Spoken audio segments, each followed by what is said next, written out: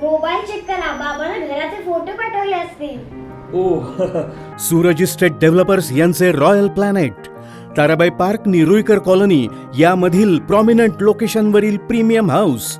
Gym, basketball court पासून EV charging पर्यंत सर्व अत्याधुनिक सुविधा. प्रशस्त पार्किंगसह कोल्हापुरातील सर्वोत्तम 2 आणि 3 BHK luxurious units. Royal planet, Rajesh Motors समोर, ताराबाई पार्क, कोल्हापूर. काही ठराविक शहरातल्या अनेक वर्षापासून राहिलेल्या रहिवास केलेल्या लोकांच्या बाबतीत हे बिल आहे अशी माहिती दिलेली आहे आणि ही एवढ्यापुरती सीमित आहे का, हा पहिला प्रश्न आहे.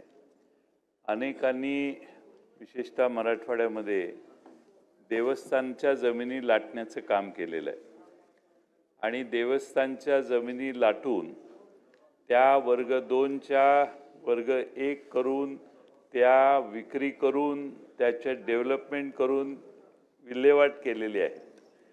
त्यांच्यासाठी हे बिल आहे अशी माझी शंका आहे. आपण त्यांना 50% केलं. मागच्या वेळी विधानसभेचं अधिवेशन, मागचं मंत्रिमंडळ जे होतं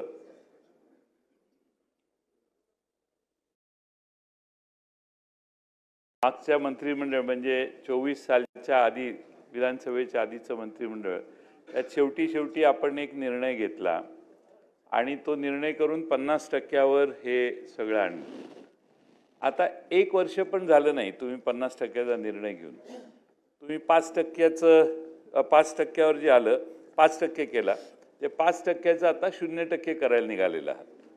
म्हणजे राजा किती उदार व्हावा याला काही प्रमाण राहिलेलं नाही. आणि ते आपण जे राजुरा किंवा शहरात राहणाऱ्या नागरिकांच्यासाठी आहे, माझा त्याला पाठिंबा आहे.